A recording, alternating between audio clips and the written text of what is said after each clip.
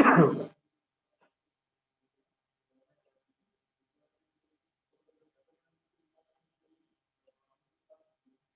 evening, everyone. Now you can use your audio. आवाज आ रही है?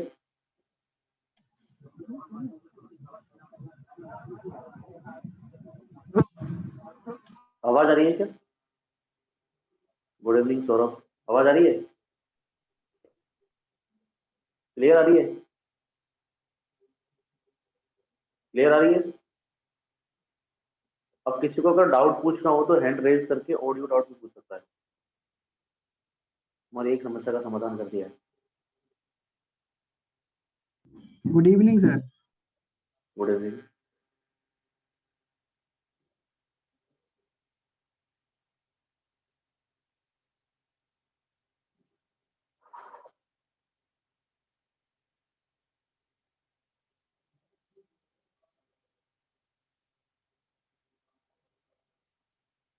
आ जाओ फटाफट से चालू होते।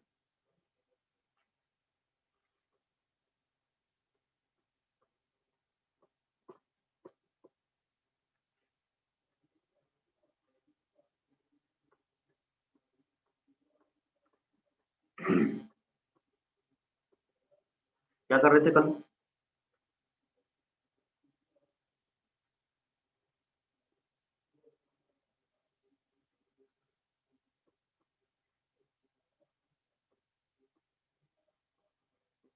What we were discussing about last class?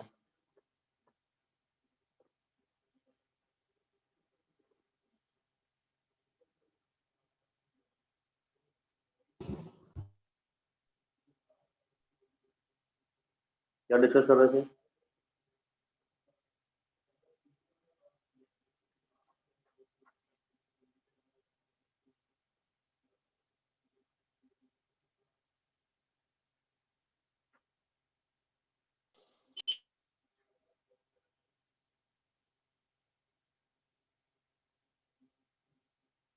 चलिए शुरू करते हैं।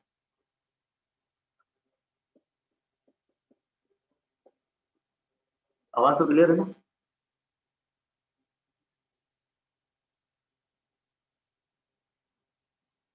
आवाज क्लियर है?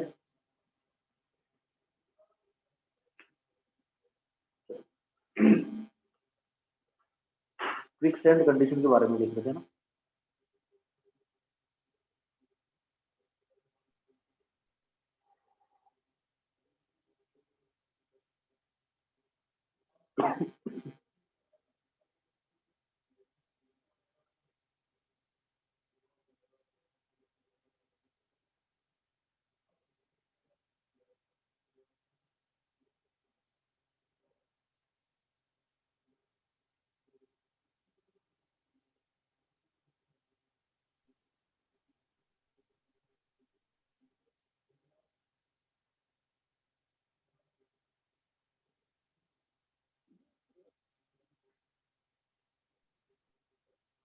क्विक कंडीशन के बारे में देख रहे थे। तो एक चीज तो देख लिया था, क्विक कंडीशन। एक चीज ये देख लिया था कि जो आईसीआर का वैल्यू है, critical hydraulic gradient, this is equal to G-1 divided by 1 plus C। तो अगर हाइड्रोलिक ग्रेडियंट का वैल्यू इस क्रिटिकल हाइड्रोलिक ग्रेडियंट के बराबर हो जाएगा, तब हम ये मानेंगे कि हमारा फिक्सेड कंडीशन हुआ। क्लियर? कंडीशंस फॉर, नेक्स्ट लिखिए conditions for quick sand condition. क्योंकि क्विक सैंड कंडीशन जो है, उस क्विक सैंड कंडीशन में जो चीजें हम कंसीडर करते हैं वो कौन कौन सी है? मतलब जो प्राइम कंसर्न है क्विक सैंड कंडीशन का वो क्या है? प्राइम जो कॉज है क्विक सैंड कंडीशन का वो क्या है? कि इफेक्टिव वेट सॉइल का 0 हो जाता है। तो अब हमको ये देखना है सॉइल का इफेक्टिव वेट किसके कारण 0। तो क्विक सैंड कंडीशन चेक करने के लिए हम 3 चीजें चेक करते हैं। पहला हम चेक करते हैं आई की वैल्यू आईसीआर के बराबर हो जाए अगर हाइड्रोलिक ग्रेडियंट का वैल्यू क्रिटिकल हाइड्रोलिक ग्रेडियंट के बराबर हो जाए तो फिक्स्ड कंडीशन होगा। मतलब हाइड्रोलिक ग्रेडियंट क्या है, आई का वैल्यू, आई का मतलब HL/L, HL/L का वैल्यू अगर किसके बराबर हो जाए, ICR के बराबर तो हम फिक्स्ड कंडीशन मानेंगे। क्विकसेंट कंडीशन ना हो इसके लिए इस हाइड्रोलिक ग्रेडियंट की वैल्यू क्रिटिकल हाइड्रोलिक ग्रेडियंट से कम रखेंगे या ज्यादा रखेंगे। क्विकसेंट कंडीशन ना हो इसके लिए वैल्यू ज्यादा रखेंगे या कम रखेंगे। हाइड्रोलिक ग्रेडियंट की वैल्यू क्रिटिकल हाइड्रोलिक ग्रेडियंट से ज्यादा रखेंगे या कम रखेंगे, बताइए।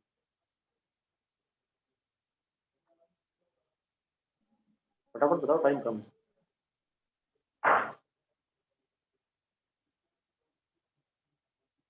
वॉइस तो फुल है यार।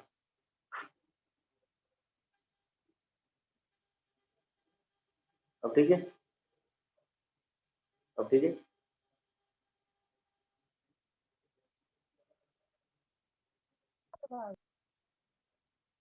अब सही है क्या, माइक लगाऊं पहले के जैसे।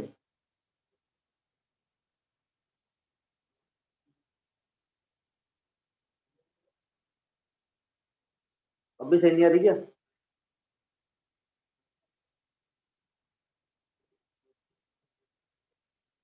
पहले जैसे ही करने,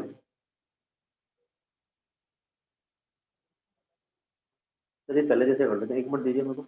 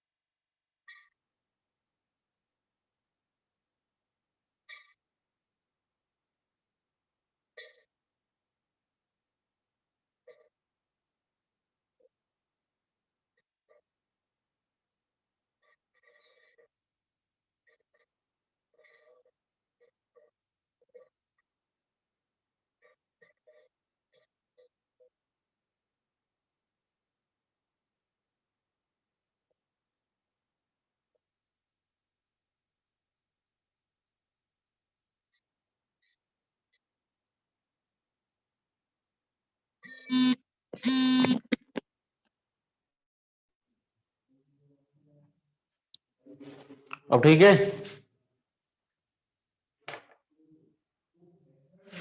अब ठीक है।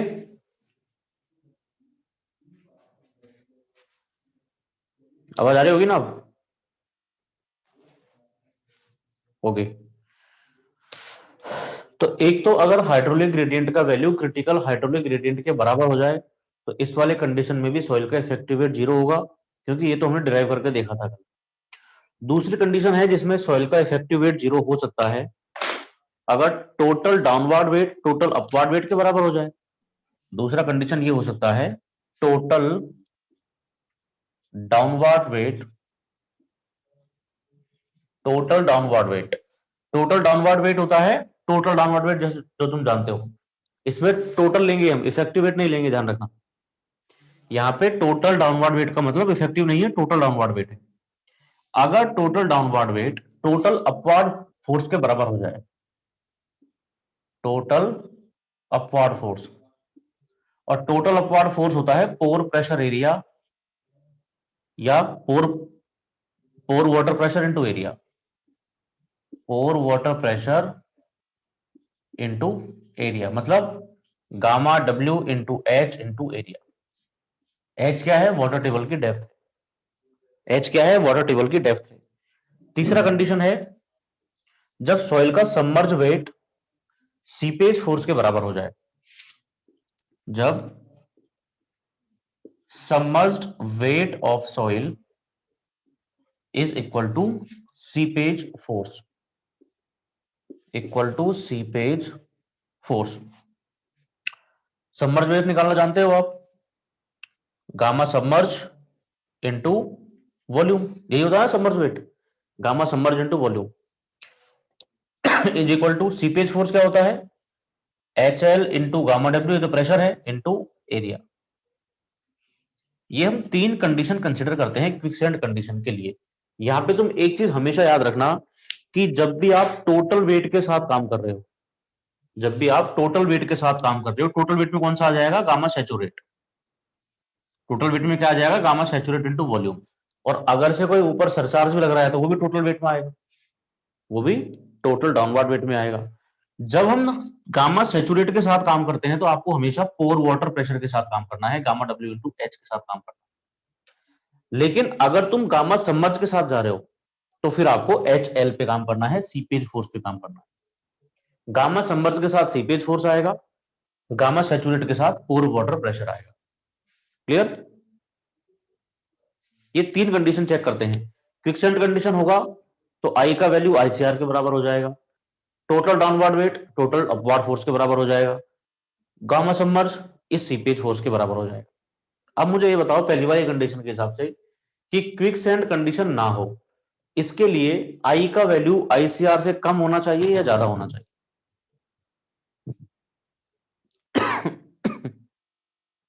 क्विकसैंड कंडीशन ना हो, इसके लिए आई का वैल्यू आईसीआर से कम होना चाहिए, ज्यादा? फटाफट बताओ यार।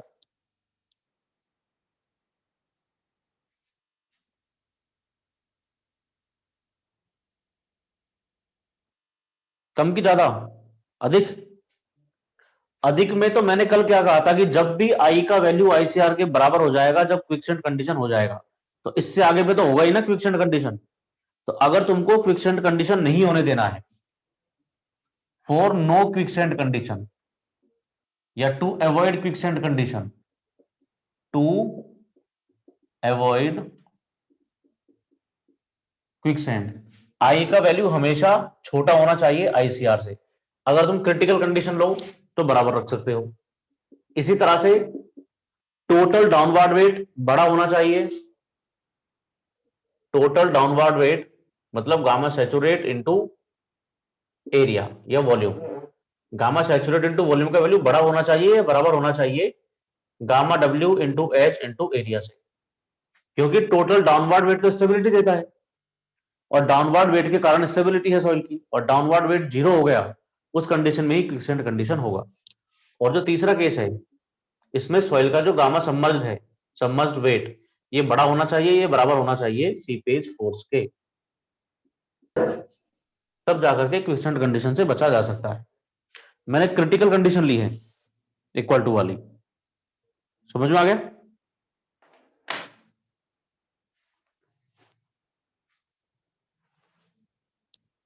एवरीवन लिख लो इसको फटाफट।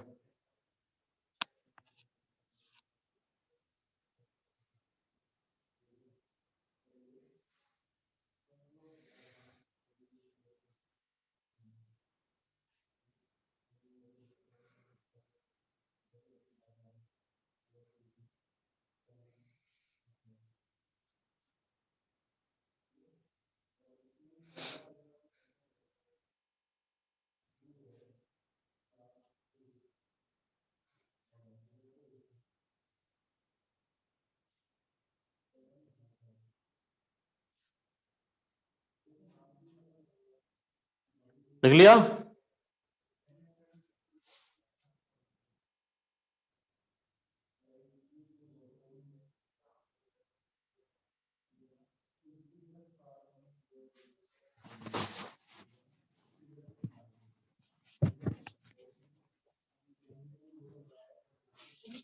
सभी का डन?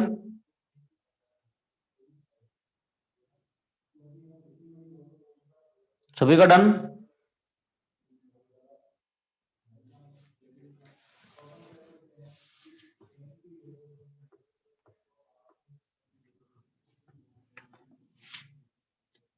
इसके बाद लिखिए factor of safety against quicksand condition.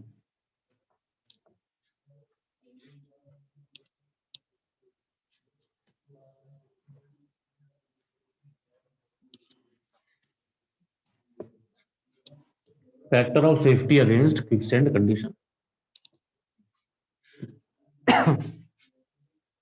Factor of safety against quicksand condition.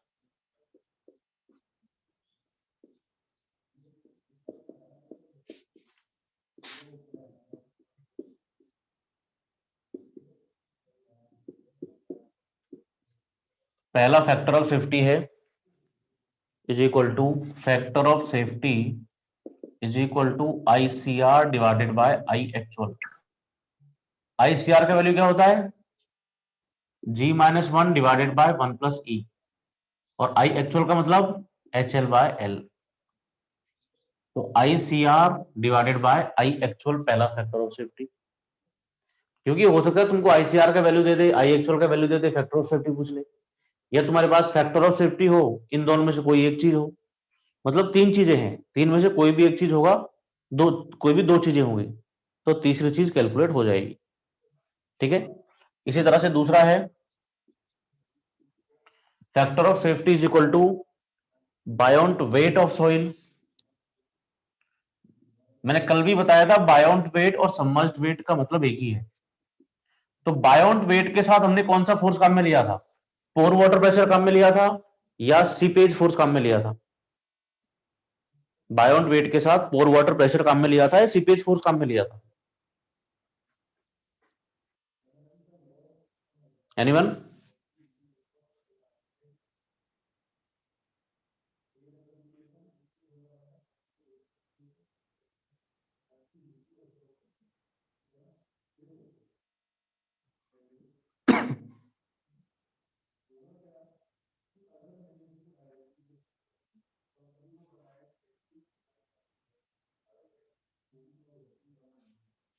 हाँ, और अभी तो बताया 5 मिनट पहले ही, सीपेज फोर्स। तो इसके डिनोमिनेटर में आएगा सीपेज फोर्स, सीपेज फोर्स। और तीसरा फैक्टर ऑफ सेफ्टी है factor of safety is equal to buoyant weight of soil. ये तो बायोंट वेट तो हो ही गया। Total weight of soil, total weight of soil divided by क्या? Pore water pressure into area. Pore water pressure into area. Pore water pressure into area. Okay,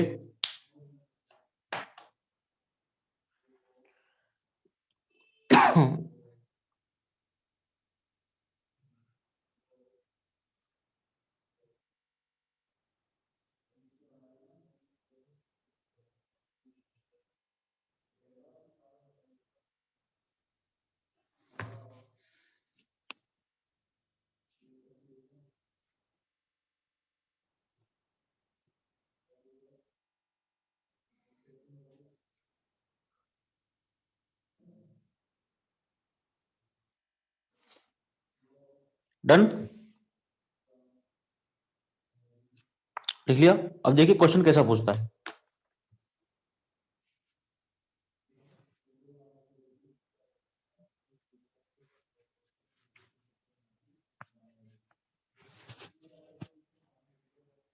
बता दूं?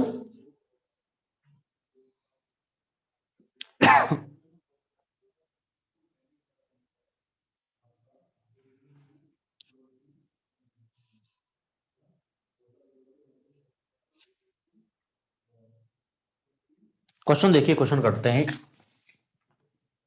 किस किस तरह से क्वेश्चन, दोनों तीनों अप्रोच कैसे कैसे लगती है किसी भी क्वेश्चन में, वो देखते हैं।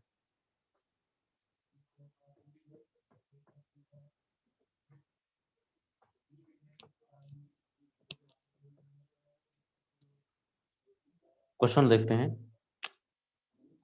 Foundation trench to be excavated, foundation trench to be, foundation trench to be excavated in a stratum of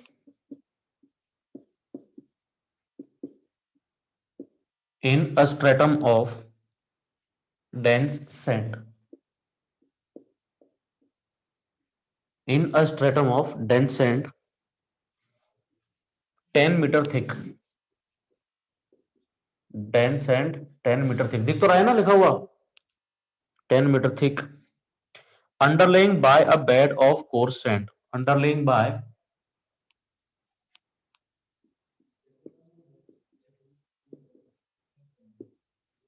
a bed of by a bed of coarse sand in a trial borehole, in a trial borehole, in a trial borehole, the groundwater table is observed to rise, ये ऐसे लग देता हूं, ground water table, ठीक है, is observed to rise an elevation of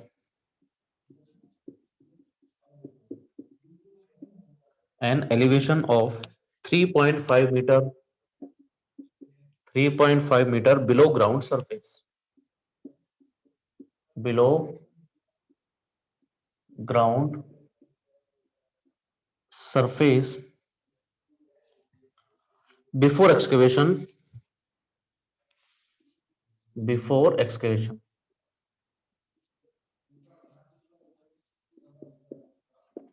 before excavation. The core sand layer is under, the core sand layer,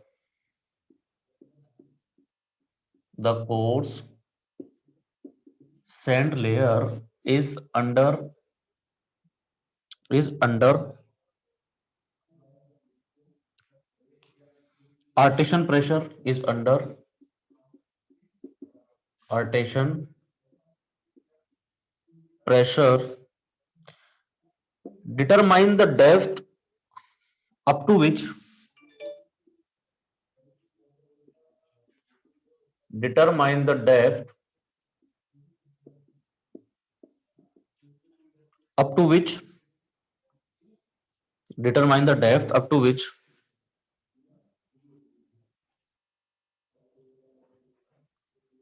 an excavation can be carried out. An excavation can be carried out, excavation can be carried out without the danger of, without the danger of the bottom becoming unstable, the bottom becoming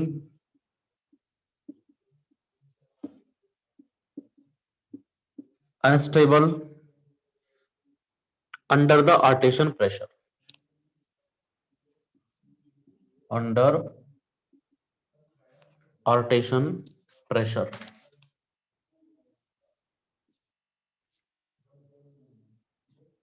Assume that, या फिर ऐसे लग देते हैं directly, GS is equal to 2.75, E is equal to 0.8. इसी में दूसरा point है, दूसरा क्वेश्चन है, if the excavation to be carried out, if the excavation to be carried out safely to a depth of 8 meter, how much should the water table be lowered? How much should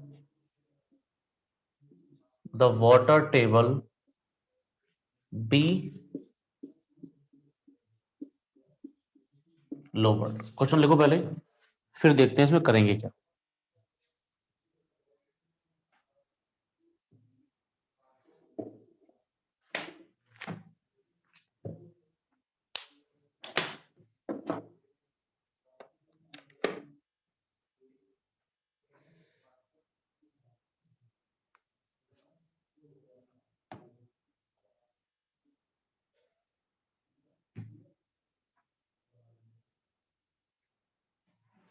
question लिख लिया?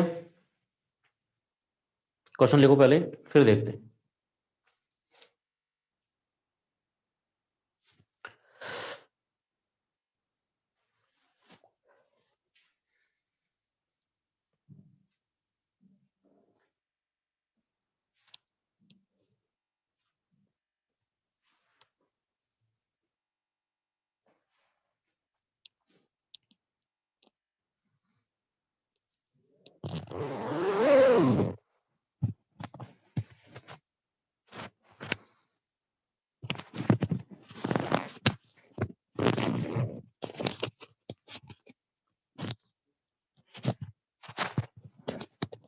Done?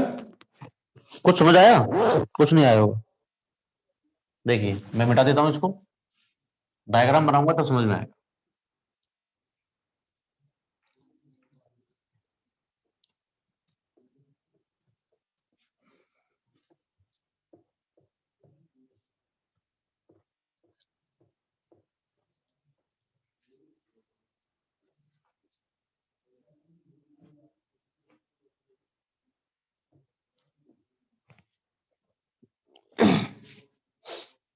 चलिए question क्या कह रहा है, कोई एक 10 metre का सॉइल है, कोई एक 10 मीटर का सॉइल है जिसके नीचे सैंड है, और सैंड अंडर आर्टेशन प्रेशर है, मतलब यहां पे प्रेशर है, एटमॉस्फेरिक प्रेशर से ज्यादा प्रेशर है जो ऊपर की तरफ लग रहा है। ये 10 मीटर का सॉइल है, ये 10 मीटर का सॉइल है। अब ये कह रहा है in a trial borehole water table is observed as 3.5 metre below ground level. तो वाटर टेबल है यहां से 3.5 मीटर पे, ये ग्राउंड वाटर टेबल है। तो यहां से कितना हुआ, 6.5 मीटर हुआ ग्राउंड वाटर टेबल। इसको मैं कोई भी पॉइंट नाम दे देता हूं, एक्स एक्स है ना, कोई भी प्लेन नाम दे दिया एक्स एक्स। और क्या कह रहा है, before excavation the course and depth is under artesian pressure, ठीक है आर्टेशन प्रेशर लगा दिया। Determine the depth of excavation then be carried out. अब हमको क्या करना है, ये जो 10 मीटर का है, इस 10 मीटर के सैंड में अब हमको कट लगाना है, 10 मीटर की सॉइल में आपको कट लगाना है, मतलब इस तरह से ऊपर की मिट्टी हटा देनी है। अब ये पूछ रहा है कि कितना कट लगाएं जिसकी वजह से क्विकसैंड कंडीशन नहीं हो यहां पे, क्योंकि क्विकसैंड कंडीशन को यहां पे कौन रोक रहा है, एक्स एक्स पे, कुछ इसका टोटल वेट, क्योंकि नीचे से तो अपवर्ड फोर्स लगी रहा है, आर्टेशन प्रेशर लगी रहा है, ठीक है। तो हम ये एक्सकवेशन कितना कर दें, ये मान लेते हैं एक्स है ओके, इसको ए प्लेन मान लेते हैं, इसको एक्स मान लेते हैं। तो ये कितना बचेगा, 10 माइनस एक्स। ये एक्स का मतलब है कि इतना मिट्टी हमने हटा दिया है, इतना मिट्टी हमने हटा दिया है। तो क्विकसैंड कंडीशन नहीं हो यहां पे, उसके लिए क्या क्या चीजें चेक की जा सकती है। ए पॉइंट पे मुझे ये चाहिए कि क्विकसैंड कंडीशन ना हो, इसके लिए क्या क्या चीजें कंसीडर करें, इसके लिए क्या क्या चीजें कंसीडर करें बताइए।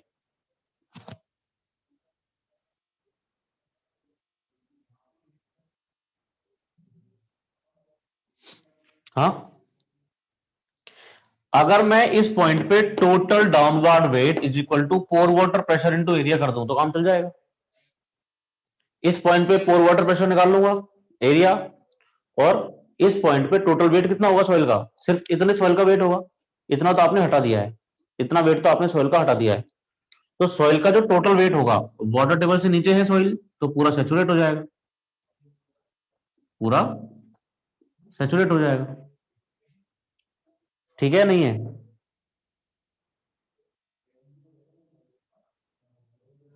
सही है ना। फॉर नो,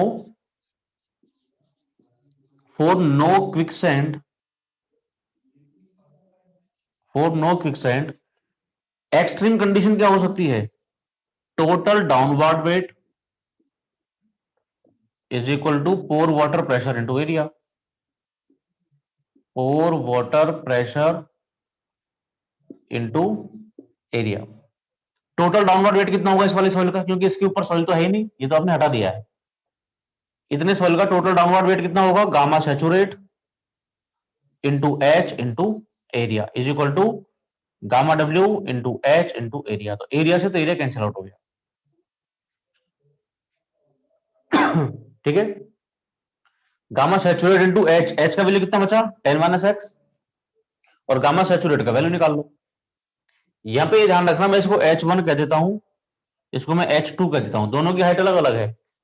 गामा सैचुरेट का हाइट इतना है और तो वाटर लेवल का हाइट इतना है यहाँ पे ए प्लेन पे। तो सबसे पहला काम क्या है हमारा, गामा सैचुरेट कैलकुलेट करना। तो गामा सैचुरेट का फॉर्मूला होता है GS plus E divided by 1 plus E into gamma W. GS का वैल्यू कितना है 2.75 2.75 plus 0.8 divided by 1 plus 0.8 into 9.81. How much?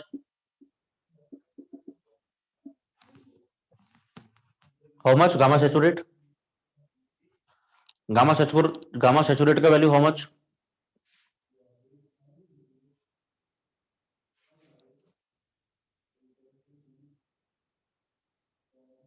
Gamma saturate 11.99 नहीं, चेक इट आउट, 11.99 तो नहीं आएगा।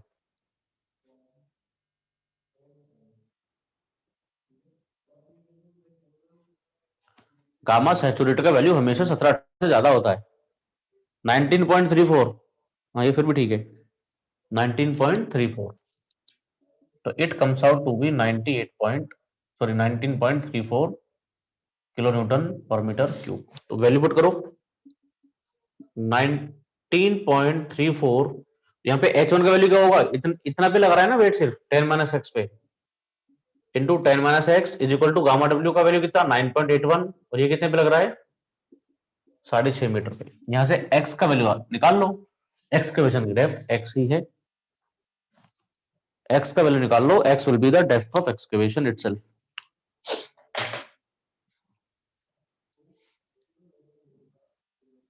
कोई बात नहीं,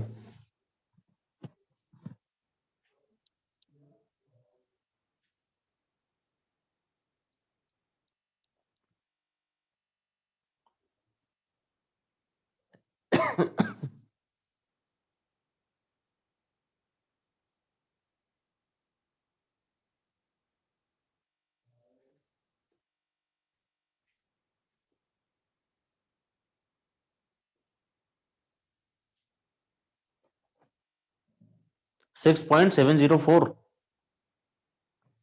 6.704।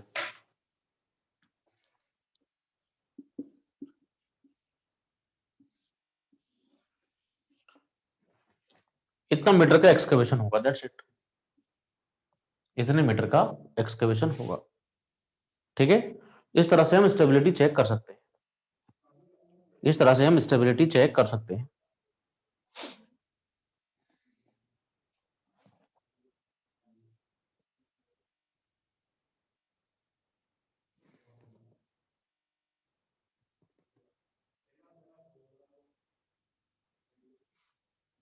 दूसरा तरीका बताऊं इसका सोल्व करने का, बता दूं इसको।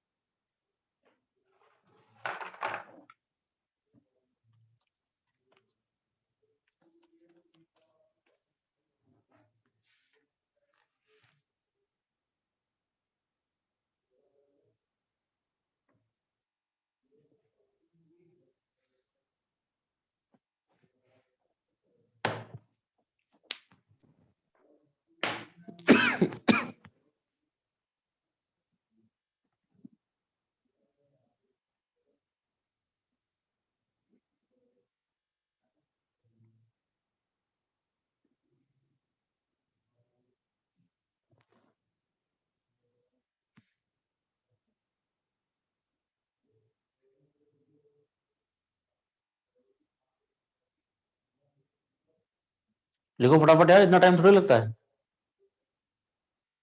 इतना तो टाइम है ही नहीं अपने पास। हटा दूं, स्क्रीनशॉट ले लो।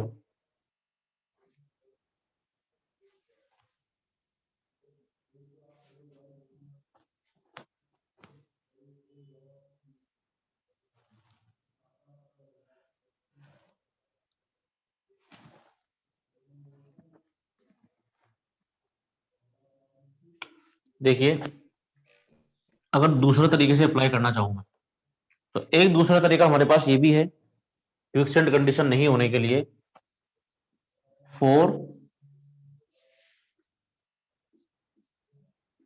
No quicksand I is equal to ICR हो जाए, आई का वैल्यू ICR के बराबर हो जाए। तो सबसे पहले तो हम ICR का वैल्यू निकाल लेते हैं, फिर आई की वैल्यू को उसके बराबर कर देंगे।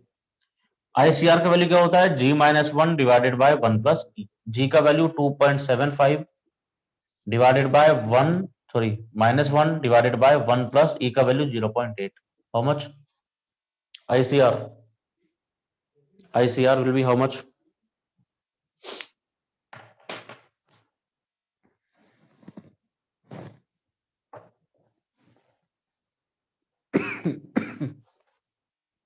Zero point nine seven three 0.973।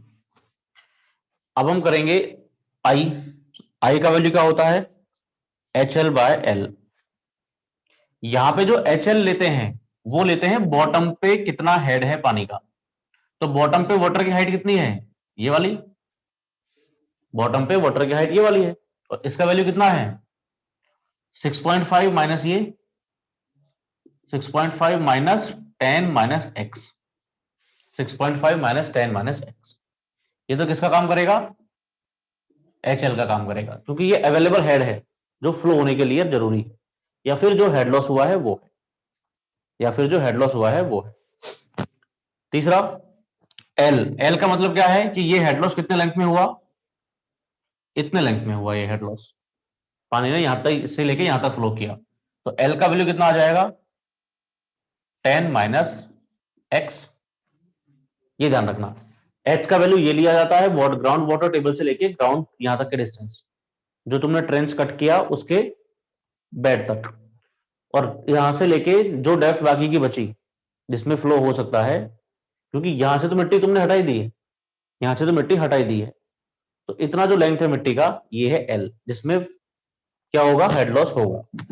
तो HL का वैल्यू है तुम्हारे पास 6.5 minus 10 minus X divided by L का वैल्यू है 10 माइनस एक्स। इन दोनों वैल्यूज को बराबर कर दो, एक्स की वैल्यू निकाल लो। देखते देखो इतनी आती है क्या, देखो इतनी आती है क्या।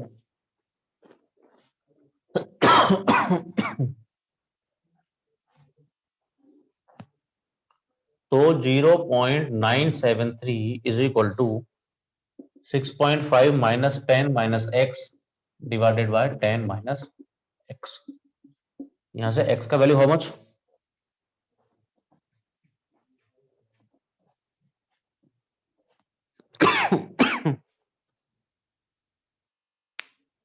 6.705। आज 0405 की बात, तो 6.705 मीटर। तो इससे भी कैलकुलेट कर सकते हो, इससे भी कैलकुलेट किया जा सकता है।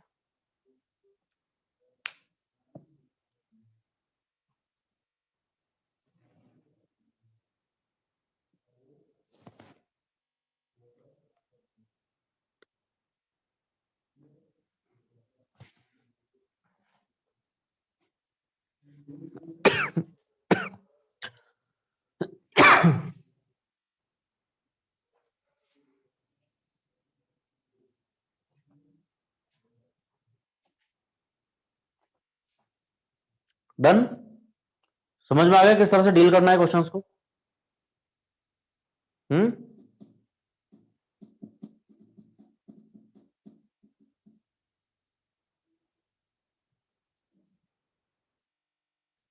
बता दूं।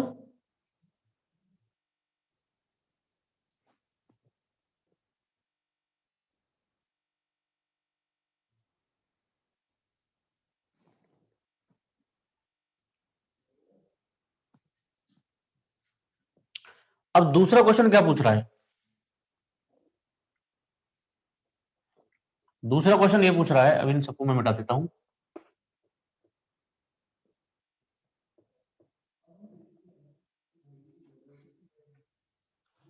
देखिए, ओरिजिनल जो ग्राउंड वाटर टेबल है वो 3.5 मीटर पे है। ओरिजिनल जो ग्राउंड वाटर टेबल है वो 3.5 मीटर पे है यहां से। डन। अब वो भाई साहब ऐसा कह रहे हैं कि अगर हम इस एक्सकेवेशन को 8 मीटर कर दें, दूसरे वाले क्वेश्चन में पढ़िए कि अगर हम इस एक्सकेवेशन को 8 मीटर कर दें तो जिस जोन में मिट्टी है वो कितना बचेगा? सिर्फ 2 मीटर। अब 8 मीटर एक्सकेवेशन करने के लिए आपको कुछ वाटर टेबल को डाउन करना पड़ेगा। तो इस वाटर टेबल को कितना डाउन करें? तो इस वाटर टेबल को कितना डाउन करें? हमने मान लेते हैं कि यहां से y डाउन कर दिया, हमने यहां से y डाउन कर दिया। अब नई वाटर टेबल की जो हाइट है वो ये है, यहां से लेके यहां तक का डिस्टेंस कितना बचा? 10, या फिर ऐसा लिख देता हूं मैं 6.5 माइनस वाई, 6.5 माइनस वाई। तो जो टोटल अपवर्ड फोर्स बचेगा वो किसका बचेगा? अब 6.5 माइनस वाई का बचेगा। क्लियर? तुमको डायग्राम दोबारा बनाना है। और for no quicksand, for no quicksand दोनों कंडीशन अप्लाई कर सकते हैं, मैं एक ही कर रहा हूं यहां पे। Total downward weight is equal to total upward weight. Total downward weight is equal to total upward force. Total downward weight कितना होगा इसका? Gamma saturate into 2 into area is equal to gamma W into H कितना? 6.5 minus Y into area. तो area से area तो cancel out हो जाएगा। Gamma saturate का वैल्यू कितना आया था? 19.34 था शायद, into 2 is equal to gamma W का वैल्यू 9.81 इंटू 6.5 माइनस वाई। यहां से आपको वाई का वैल्यू मिल जाएगा। यहां से आपको वाई का वैल्यू मिल जाएगा।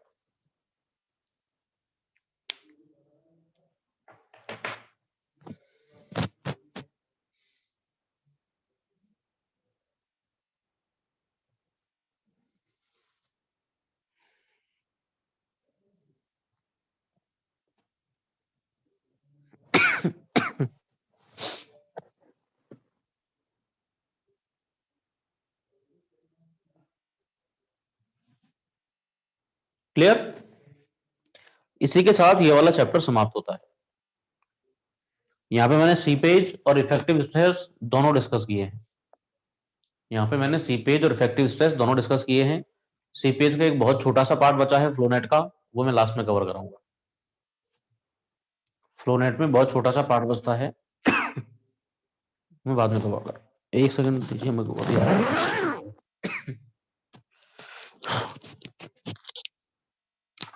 2.557 आंसर लिख लेना इसके।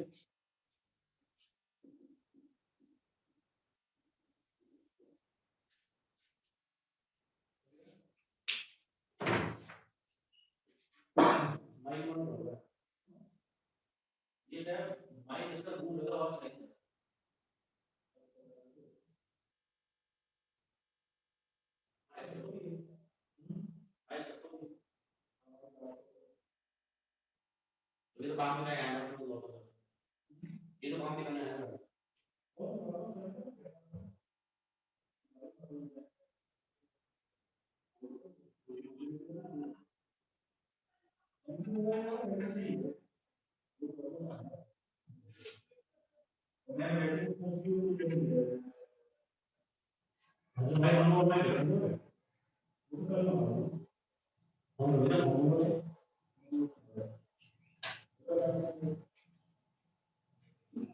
हाँ जी, बोलिए ना। अब हमने एनालिटिकल फॉर्मूला पढ़ी, एनालिटिकल पढ़ी, पढ़ते हैं एनालिटिकल फॉर्मूला। एनालिटिकल फॉर्मूला, ठीक है। और वो पहला पहला इसमें आएगा, वेरिएबल्स फॉर्मूला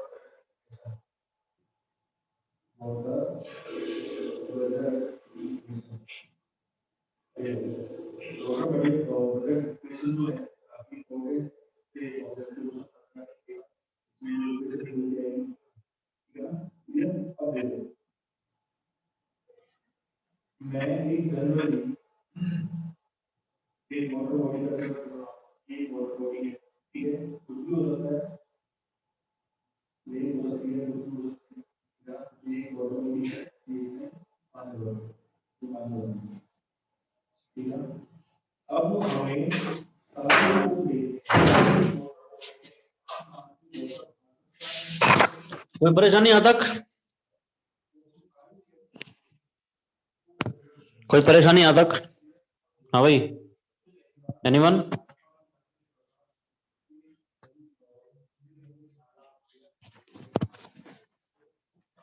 ओके, तो effective stress is over. CPH का बहुत छोटा सा पार्ट बचा है, फ्लो नेट, वो मैं लास्ट में कवर कराऊंगा, 10 मिनट का काम है वो।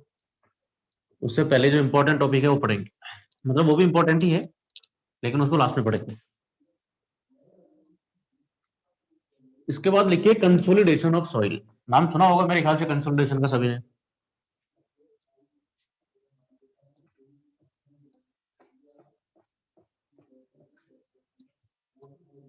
कंसोलिडेशन ऑफ सॉइल सुना है नाम?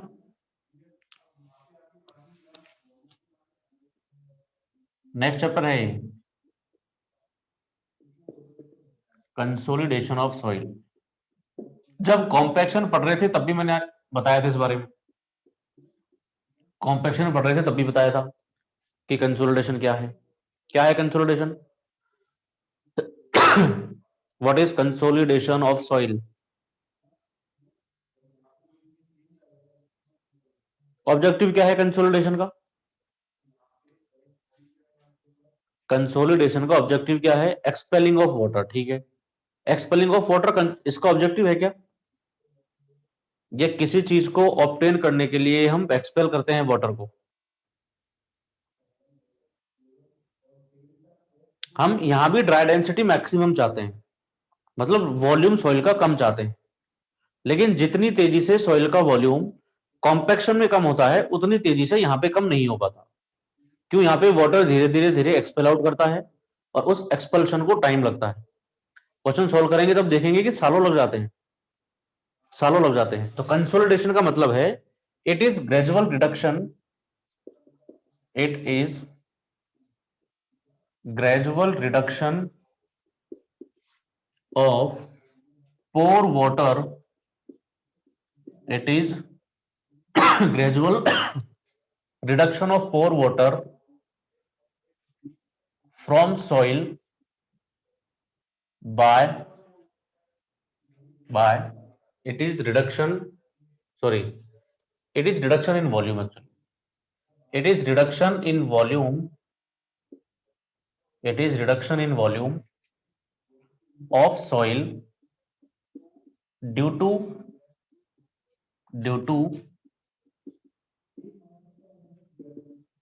expulsion of pore water, due to expulsion of pore water generated due to increase in total stress, due to increase in total stress। मतलब जब हम इंक्रीज करेंगे टोटल स्ट्रेस को तो पोर वाटर प्रेशर जनरेट होगा, उसकी वजह से पानी एक्सपेल आउट करेगा और उस एक्सपेल्शन की वजह से सॉइल में वॉल्यूम का रिडक्शन होता जाएगा। वो प्रोसेस आपका कंसोलिडेशन। इधर देखिए भाई, जैसे सपोज करिए, और यहाँ पे जो सॉइल होगा वो सॉइल हमेशा सैचुरेटेड होगा, ठीक है। The soil should be, soil should always be saturated soil should always be saturated। देखिए, अगर मान लो सबसे पहले क्या होता है, हमारे पास ये कोई सैचुरेटेड सॉइल है, ठीक है, ये कोई सैचुरेटेड सॉइल है। अब इस सैचुरेटेड सॉइल के ऊपर मैंने लोड लगाया, सैचुरेटेड सॉइल के ऊपर लोड लगाया, तो सबसे पहले क्या चीज इंक्रीज होगी? इस एक्सटर्नल लोड के लगाने से सॉइल में सबसे पहले क्या चीज डेवलप होगी? एक्सपेल्शन हो जाएगा पानी का सीधा? नहीं, ये तो पिछले वाला ही बताया सुजाता ने। क्या होगा बताइए? जैसे जैसे मैंने लोड लगाया तो सबसे पहले क्या चीज डेवलप होगी, फिर क्या होगा? ये पूरी प्रोसेस होती है कंसोलिडेशन की, कंसोलिडेशन की पूरी एक प्रोसेस होती है। क्या इस लोड को लगाने से टोटल स्ट्रेस इंक्रीज करेगा क्या? क्या इस लोड को लगाने से टोटल स्ट्रेस इंक्रीज करेगा? करेगा ना? अब भले ही वाटर बाहर जा रहा है या नहीं जा रहा है, इससे हमको कोई मतलब नहीं है, लेकिन फिर भी टोटल स्ट्रेस तो इंक्रीज करता है। हमारे तीनों केस देखिए जो हमने कल पढ़े थे, इफेक्टिव स्ट्रेस के केस 1, केस 2, केस 3, तीनों में टोटल स्ट्रेस तो इंक्रीज करता ही है जब भी आप लोड लगाओगे तब तब। तो सबसे पहले क्या होगा, ये सीक्वेंस है, सबसे पहले होगा increase in total stress, increase in total stress. कोई मुझे बता सकता है टोटल स्ट्रेस के इंक्रीज होने के बाद कौन से स्टेप आएगी? हमने लोड लगा दिया सैचुरेटेड मास के ऊपर, टोटल स्ट्रेस इंक्रीज हो गया, इसके बाद क्या होगा? इसके बाद क्या होगा? पोर वाटर प्रेशर इंक्रीज करेगा क्या? टोटल स्ट्रेस के कारण जो पानी परेशान हुआ, वाटर रेसिस्ट स्ट्रेस, ठीक है, लेकिन अब वो स्ट्रेस कहां जाएगा? पानी पे जाएगा। वो स्ट्रेस कहां जाएगा? पानी पे जाएगा। तो किस तरीके की स्ट्रेस जनरेट हुई? वाटर पे स्ट्रेस जनरेट हुआ ना, और उसको हमने स्पेसिफिक नाम दिया था, कौन सा? Excess pore water pressure, excess pore water pressure नाम दिया था। तो excess pore water pressure develop होगा, excess pore water pressure develop होगा। समझ में आया? इस एक्सेस पोर वाटर प्रेशर के डेवलप होने के बाद क्या होगा? धीरे धीरे ये एक्सेस पोर वाटर क्या करेगा? बाहर जाना शुरू करेगा ना। ये बिना एक्सेस पोर वाटर के बाहर जाए हुए स्ट्रेस ट्रांसफर हो जाएगा। बिना पोर वाटर के बाहर गए हुए स्ट्रेस का ट्रांसफर हो सकता है क्या? नहीं होगा ना। तो पहले वाटर एक्सपेल आउट करेगा, तो expulsion of access pore water pressure, excess pore water pressure. और उसके बाद क्या होता है कि जो तुमने लोड इंक्रीमेंट किया है वो पूरे का पूरा इफेक्टिव स्ट्रेस में ट्रांसफर हो जाता है। यही होता है। अब हम स्टेप 2 से स्टेप 3 में पहुंच गए हैं, केस 2 से केस 3 में पहुंच गए हैं कल वाले में। तो अब यहां पे हो जाएगा increase in total stress, increase in total stress. Clear? Increase in total stress.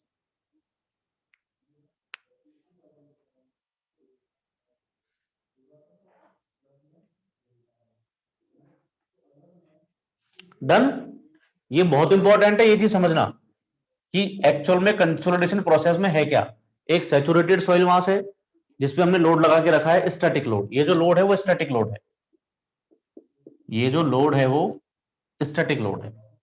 Increase in stress होगा, टोटल स्ट्रेस इंक्रीज करेगा, फिर access pore water pressure develop होगा, फिर एक्सेस पोर वाटर बाहर जाएगा, तब जाकर के इफेक्टिव स्ट्रेस इंक्रीज करेगा। तो इफेक्टिव स्ट्रेस इंक्रीज करेगा मतलब कंसोलिडेशन हुआ है।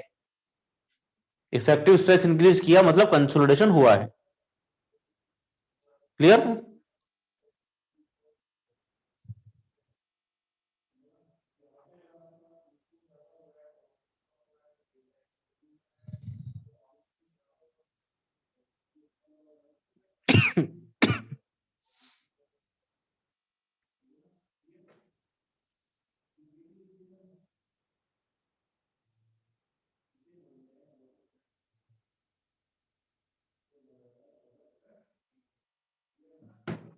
डन ना?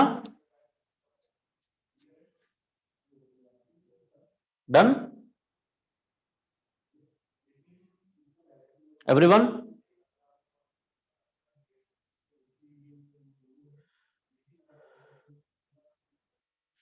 चलिए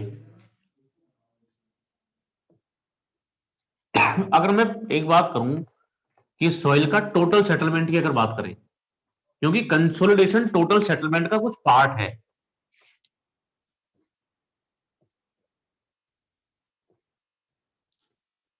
कंसोलिडेशन टोटल सेटलमेंट का कुछ पार्ट है।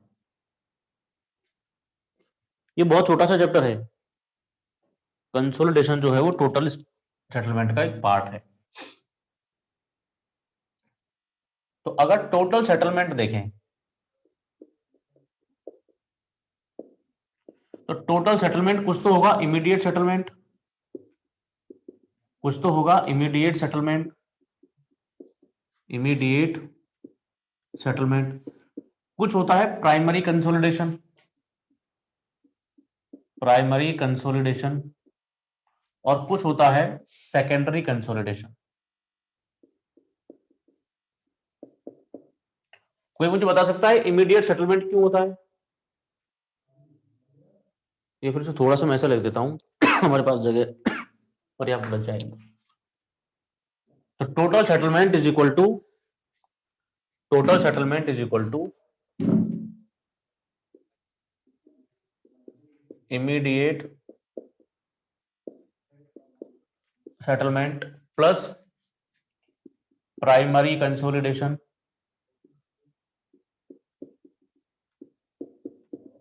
Primary consolidation plus secondary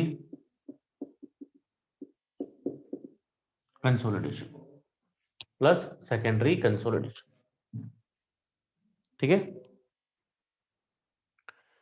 immediate settlement किसके कारण होता होगा? किसके कारण इमीडिएट सेटलमेंट होता है बताओ? इमीडिएट सेटलमेंट का मतलब कि बहुत ज्यादा टाइम नहीं लगा सेटल होने में। तो इस तरीके की प्रोसेस कौन सी होती है? कॉम्पैक्शन।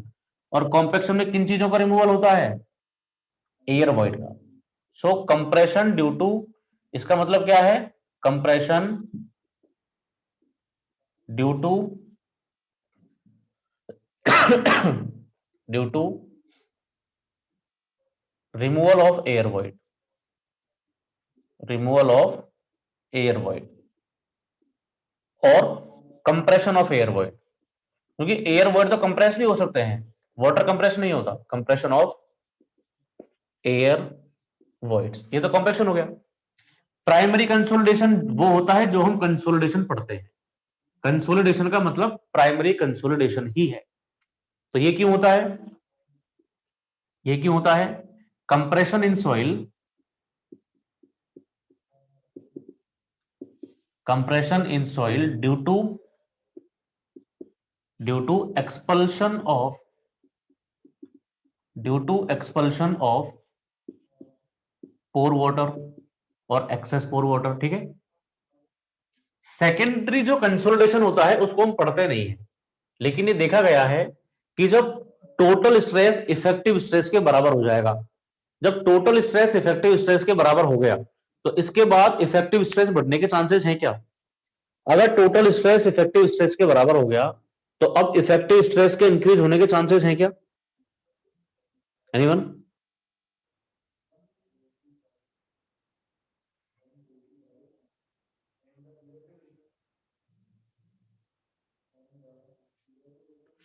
जब टोटल स्ट्रेस इफेक्टिव स्ट्रेस के बराबर हो गया तो अब इफेक्टिव स्ट्रेस इंक्रीज होने के चांसेस हैं क्या? हाँ ना कुछ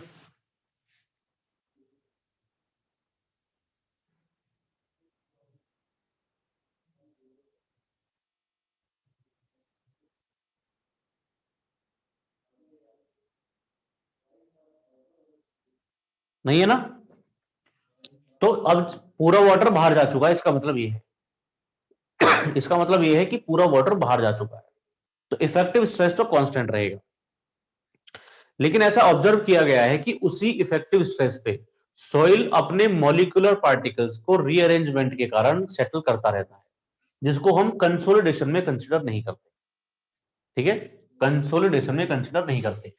this is compression of soil. Secondary consolidation means, secondary consolidation means compression of soil due to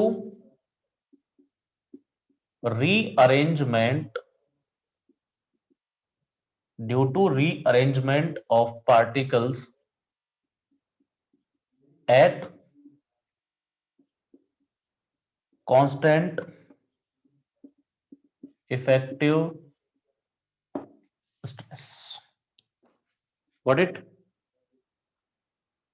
तो हम जो पढ़ते हैं वो प्राइमरी कंसोलिडेशन पढ़ते हैं, हम जो पढ़ते हैं वो प्राइमरी कंसोलिडेशन पढ़ते हैं। ओके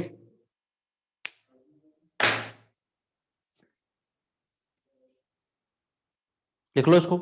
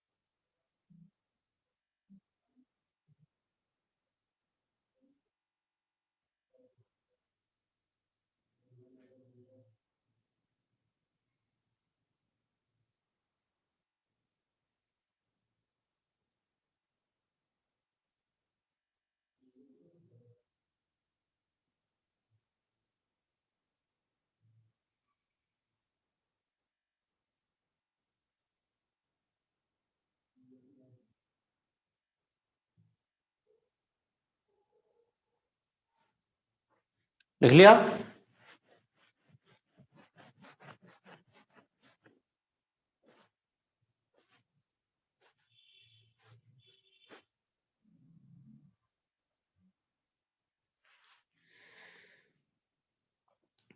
तुमने नोट्स सबने डाउनलोड कर लिए होंगे जियोटेक के, जो मैंने भेजे थे कल, मैं से उम्मीद करता हूं।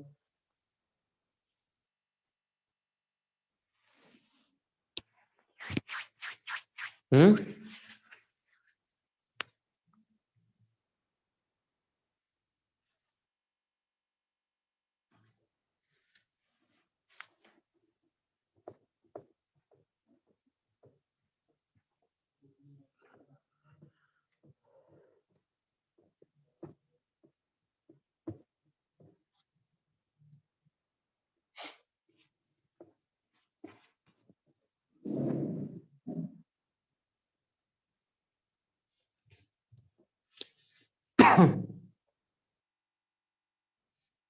हाँ वो उल्टे हैं,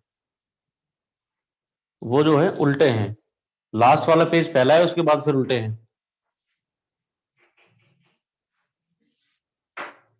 पेज 5 के बाद 43 आ रहा है, तो देख लेना तुम, थोड़ी गड़बड़ हो सकती है। अच्छा पूरे उल्टे भी नहीं है क्या? लेकिन पेज नंबर तो है ना उसमें, पेज नंबर है ना उसमें, पेज नंबर लिखे हुए हैं।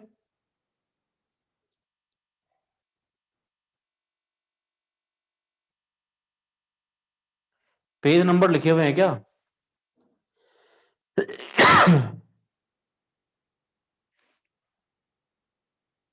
पेज नंबर भी नहीं है,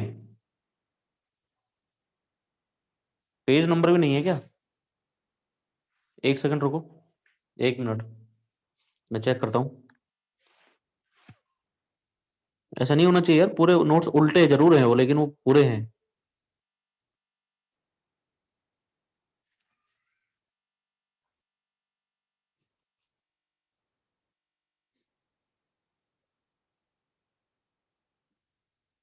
जस्ट अ मिनट।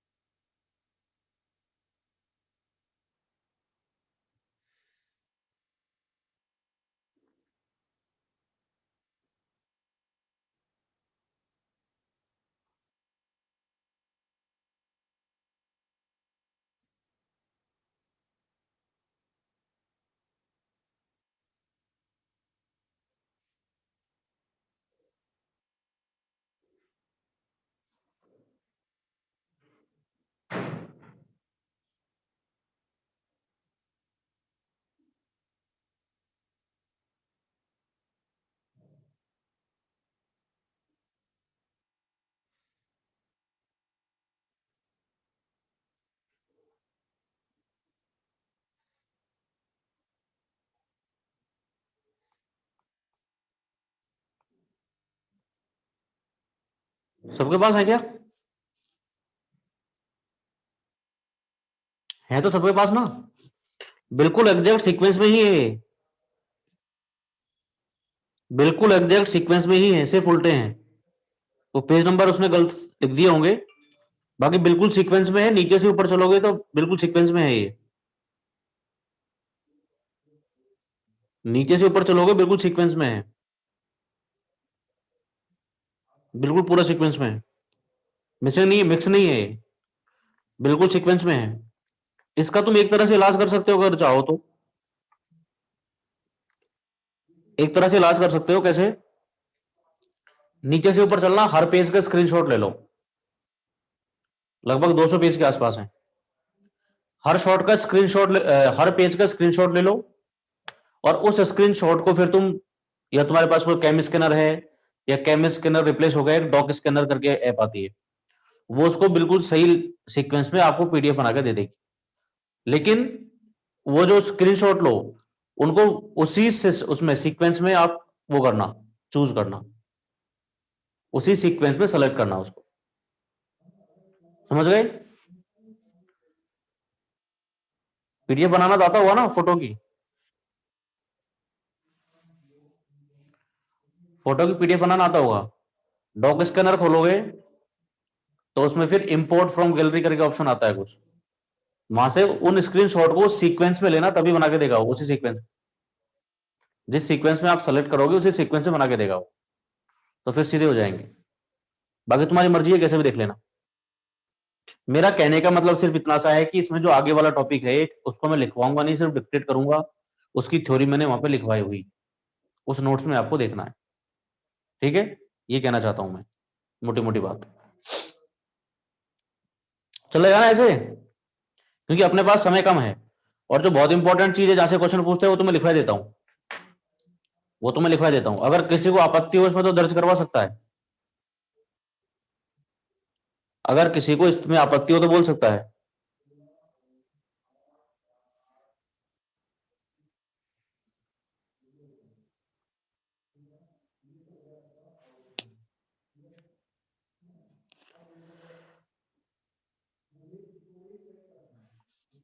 हाँ ना कुछ,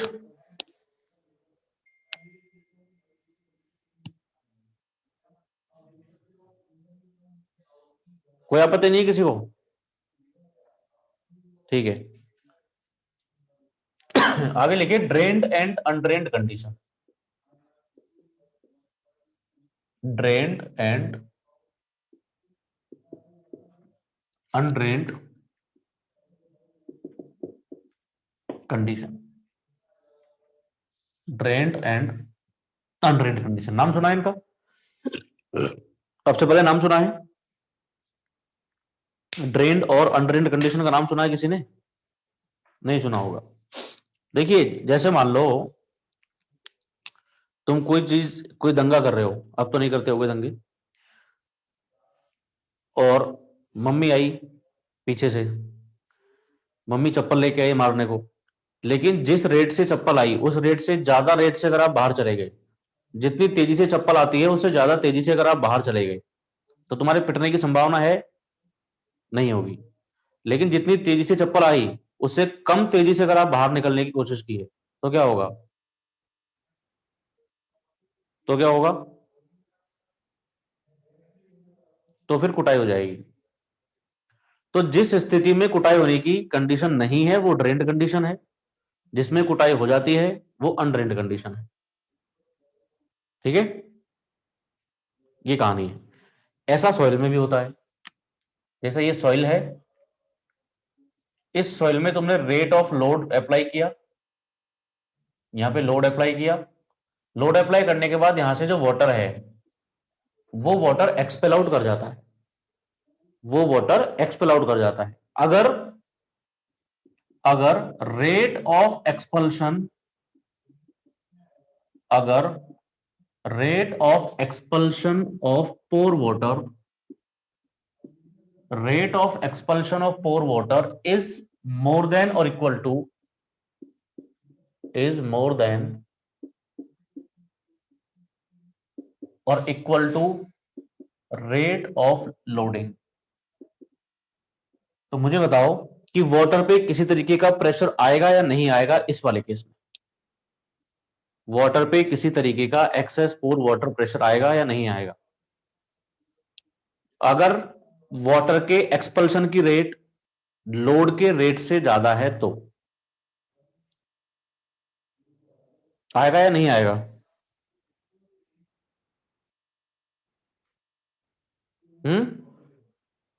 भाई जिस रेट से हम लोड अप्लाई कर रहे हैं उससे ज्यादा रेट से पानी बाहर निकल जा रहा है, तो वाटर के ऊपर कोई भी एक्स्ट्रा प्रेशर नहीं आएगा।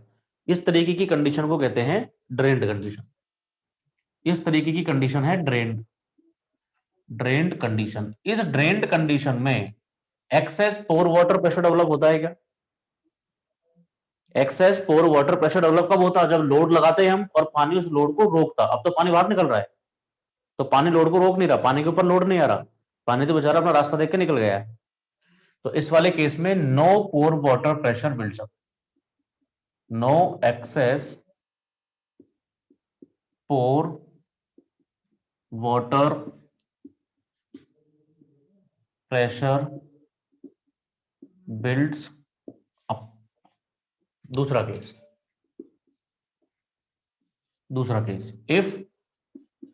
if rate of expulsion of pore water,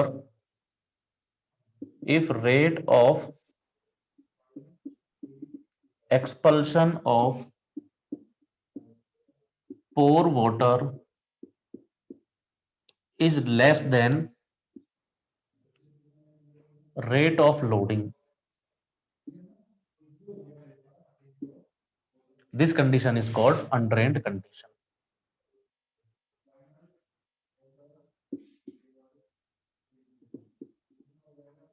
और इस वाले केस में access pore water pressure builds up, access pore water pressure builds up, right? दोनों कंडीशन समझ में आ गई, ड्रेन्ड और अनड्रेन्ड। तो ड्रेन्ड कंडीशन में पोर वाटर प्रेशर डेवलप नहीं होता, अनड्रेन्ड कंडीशन में होता है। तो ड्रेन्ड कंडीशन किस तरीके की सॉइल में होती होगी?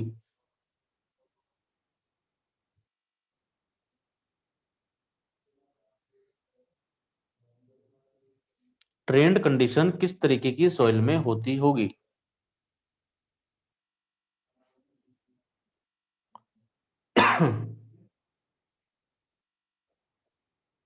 ड्रेन्ड कंडीशन किस तरीके की सॉइल में होती होगी?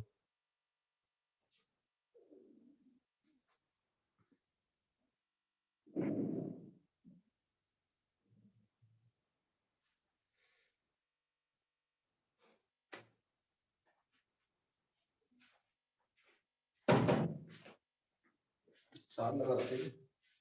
कितना है देख लो यार, वो 4 दिन ले लो।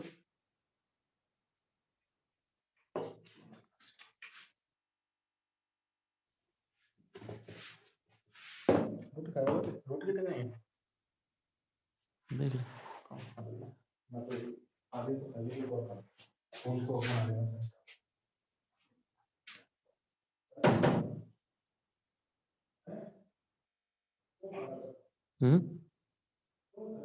हाँ हाँ, थोड़ी सी लिटिल बिट।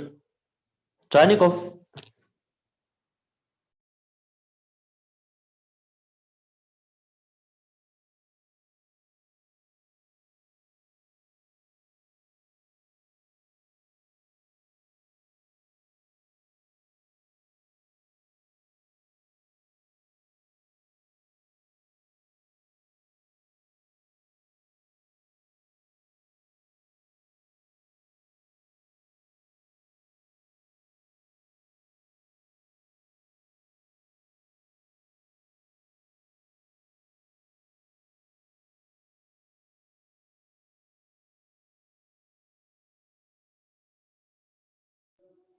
चलिए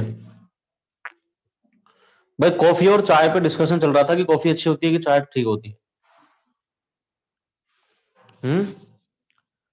कॉफी ठीक रहती है कि चाय ठीक रहती है?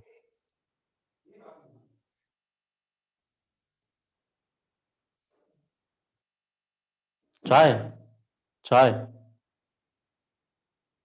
कॉफी,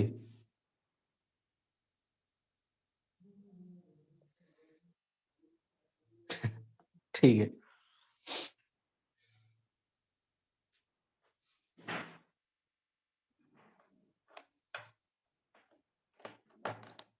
देखो इश्क तो चाय ही है, बाकी कॉफी तो ठीक है, पी लेते, है ना, होता है ना सब। चलिए,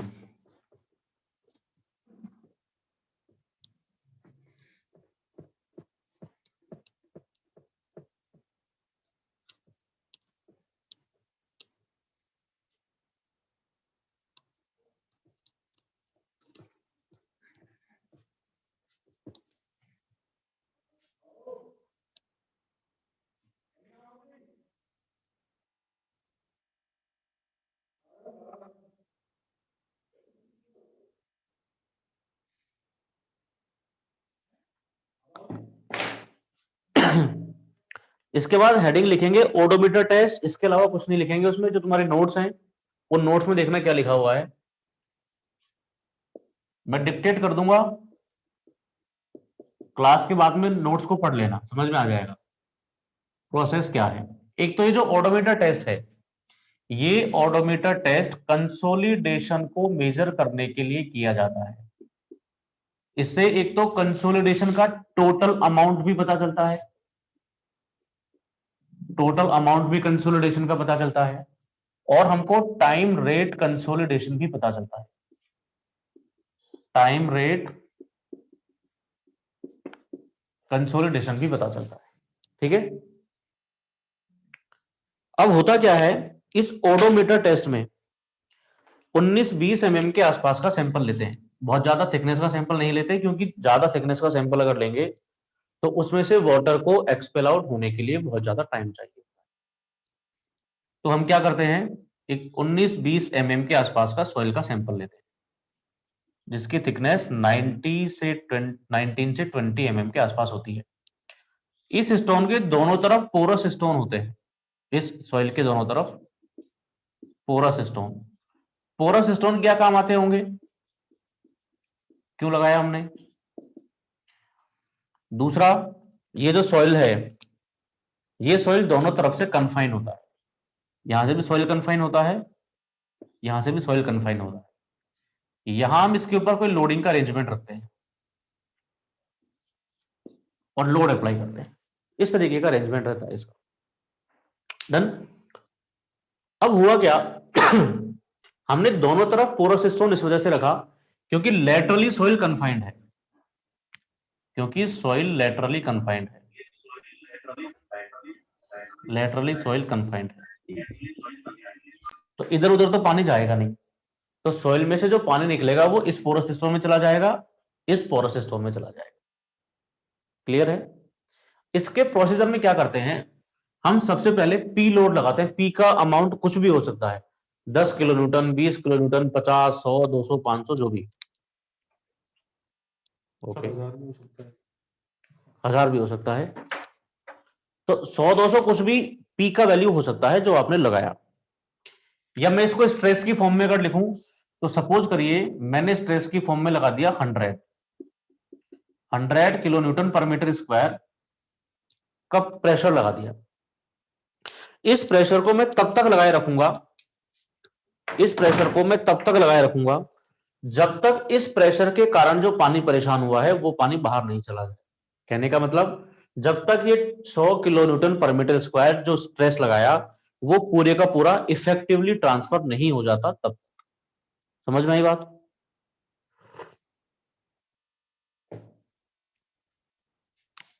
तो जनरली जो लोड लगा के रखा जाता है, जनरली जो लोड लगा के रखा जाता है वो 24 आवर्स के लिए रखा जाता है। हम ये मानते हैं कि अगर इतना सॉइल है तो इसमें से 24 घंटे में पानी एक्सपेल आउट हो गया होगा। इस वजह से बहुत ज्यादा थिकनेस हम नहीं लेते। अगर तुमने 1 मीटर का थिकनेस ले लिया होता, उसको महीनों लग जाते हैं पोर वाटर को बाहर निकलते हुए, तो इसलिए 19-20 mm के आसपास का सैंपल लिया जाता है। 100 किलो न्यूटन के लोड को लगा के रखा या 100 kilo newton per metre square के स्ट्रेस को लगा के रखा, ये मैंने एग्जांपल दिया है, ये वैल्यू कोई भी हो सकती है। 24 घंटे तक लोड को लगा के रखा, 24 घंटे के बाद हमने ये देखा कि इनमें डिक्रीमेंट कितना हुआ। जैसे इनिशियल वैल्यू 20 mm ले लूं मैं, वैसे रेंज 19 से 20 होती है, मैंने मान लेते हैं 20 mm ले लिया। 24 घंटे के बाद जब मैंने देखा तब मुझे इसका थिकनेस दिखाई दिया 17 mm, मान लेते हैं 17 mm। लेकिन मुझे एक बात बताओ, क्या ये 17 mm इसका अल्टीमेट थिकनेस है क्या? इससे कम थिकनेस नहीं हो सकता क्या इसका?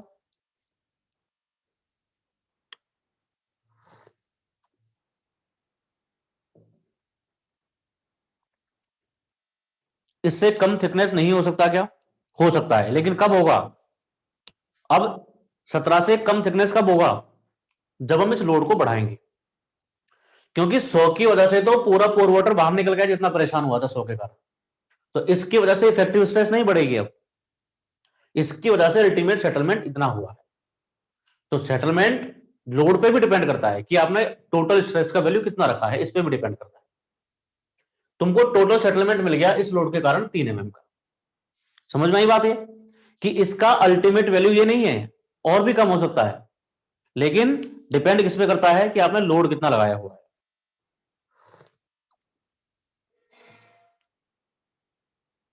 यहां तक की कहानी क्लियर है? उसके बाद क्या किया, ये तो आपको टोटल अमाउंट ऑफ सेटलमेंट पता चल गया। अगर तुमको टाइम रेट सेटलमेंट चाहिए तो हम 2 घंटे के बाद रीडिंग ले लेंगे, 4 घंटे के बाद ले लेंगे, 8 घंटे के बाद ले लेंगे, 10-12 घंटे जो भी है टाइम इंटरवल पे रीडिंग लेते रहेंगे। उससे आपको टाइम रेट कंसोलिडेशन पता चल जाएगा। कर सकते हैं ऐसा? हाँ ना, वो समझ में आ रहा है? रिस्पॉन्ड तो किया करो यार कम से कम।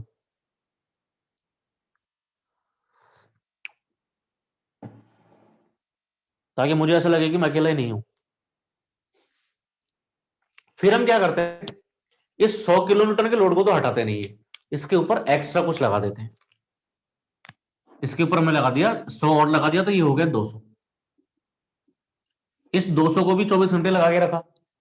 अब हमने देखा कि हमको इस थिकनेस मिला 15 mm। ये प्रोसीजर करते जाएंगे जब तक इस सॉइल का थिकनेस कम होता जाएगा, तब तक। सॉइल का थिकनेस कम होना बंद हो गया, वो ये बता देगा कि अब लोड के बढ़ाने से भी सॉइल का सेटलमेंट नहीं हो रहा, अब इसका कंसोलिडेशन पूरा हो चुका है। फिर आपने 400 लोड लगाया, 400 पे मान लेते हैं कि मिला तुमको 14 mm।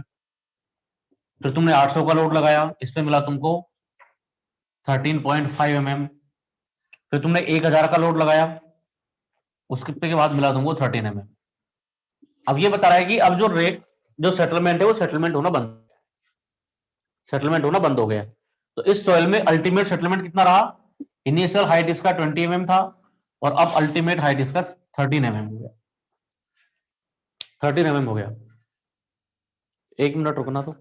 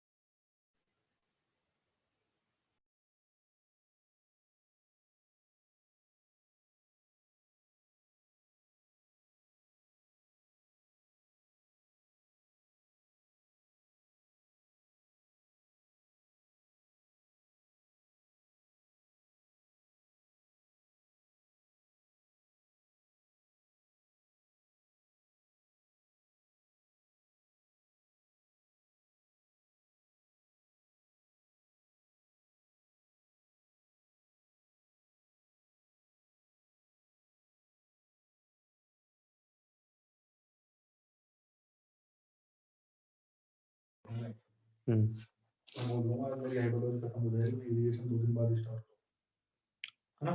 चलो ठीक है, यहां तक समझ में आ गया? हाँ ना कुछ?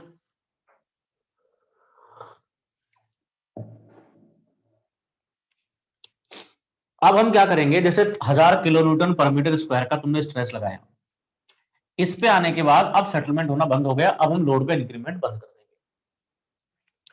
यहां से दोनों चीजें पता चलती हैं, एक कंसोलिडेशन भी पता चलता है, इसके अलावा स्वेलिंग भी पता चलती है। इसके अलावा स्वेलिंग भी पता चलती है। क्लियर? इसके बाद हम इसको अनलोड करना शुरू करते हैं। इसके बाद अनलोड करना शुरू करते हैं। अनलोड करते हैं 2 से 3 स्टेज में, जैसे 1000 से 400 कर दिया, फिर 200 कर दिया, फिर 0 कर दिया। अब मुझे एक बात बताओ, जब मैं इतना लोड लगा के इसको वापस 0 पे अनलोड करूंगा, तो इस केस में क्या इस सॉइल का हाइट वापस से 20 पहुंच जाएगा क्या? वापस इस सॉइल का हाइट 20 पहुंच जाएगा क्या?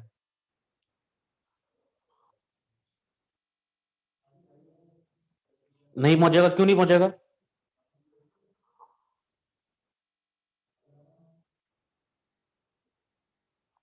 क्यों नहीं पहुंचेगा?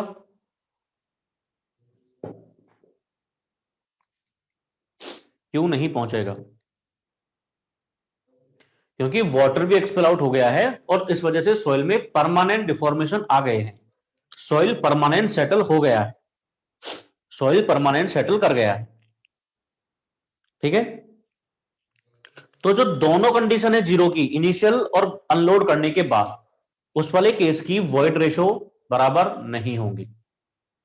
उस वाले केस के वॉइड रेशो बराबर नहीं होंगे। अब हम क्या करेंगे, किसी भी तरह से इसके कोरेस्पॉन्डिंग वॉइड रेशो निकाल लेंगे। पहले तो जीरो स्ट्रेस था, जीरो स्ट्रेस पे वैल्यू कितनी थी? 20 mm थी, 20 mm थी।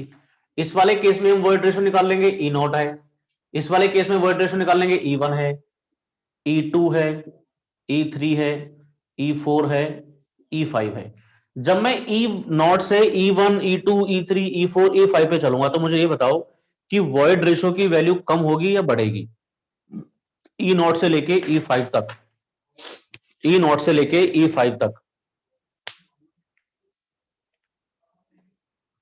वैल्यू इंक्रीज करेगी या डिक्रीज करेगी? कम होती जाएगी। कम होती जाएगी। क्यों? क्योंकि हम लोड बढ़ा रहे हैं, कोरस्पॉन्डिंग पानी बाहर निकल रहा है, ओवरऑल वॉल्यूम सॉइल का कम हो रहा है, सेटलमेंट हो रहा है सॉइल में, इस वजह से वॉइड कर्व ये बढ़ता जाता है। क्लियर है? फिर हम जब अनलोड करके 0 पे आएंगे, तो 0 पे सपोज वॉइड रेशियो का वैल्यू आता है E6। अब ये भी जीरो स्ट्रेस है और ये भी जीरो स्ट्रेस है, लेकिन ये जो E6 है, वो E6 का वैल्यू हमेशा E नॉट से कम होगा। E6 का वैल्यू E नॉट से कम होगा। क्लियर है यहां तक? E6 का वैल्यू E नॉट से कम होगा। Got it? क्यों होगा ये भी पता चल गया तुमको? क्यों होगा ये भी पता चल गया। समझ में आ गया यहां तक का? हमारे पास इफेक्टिव स्ट्रेस की वैल्यू तो है, कोरस्पॉन्डिंग वॉइड रेशियो की वैल्यू आपको गिवन होगी, या किसी तरह से हम कैलकुलेट कर लेंगे। कोरस्पॉन्डिंग वॉइड रेशियो की वैल्यू हम कैलकुलेट कर लेंगे। कुल मिला के तुम्हारे पास इफेक्टिव स्ट्रेस और वॉइड रेशियो की वैल्यू है। इन दोनों के बीच में ग्राफ प्लॉट किया जाएगा। इन दोनों के बीच में जो है ग्राफ प्लॉट करेंगे। तो जैसे जैसे इफेक्टिव स्ट्रेस का वैल्यू बढ़ रहा है, वैसे वैसे ई का वैल्यू कम होगा। ऑब्वियस बात ये है कहने की बात। जैसे जैसे इफेक्टिव स्ट्रेस का वैल्यू बढ़ रहा है, वैसे वैसे वॉइड रेशियो का वैल्यू कम होता जा रहा है।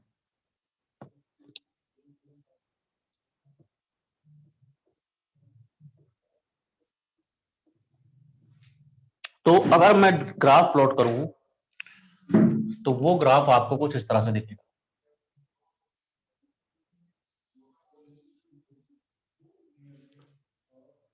यहां मैं लिखता हूं वॉइड रेशियो, यहां मैं लिखता हूं इफेक्टिव स्ट्रेस। जैसे जैसे इफेक्टिव स्ट्रेस बढ़ता जाएगा, वैसे वैसे क्या होगा,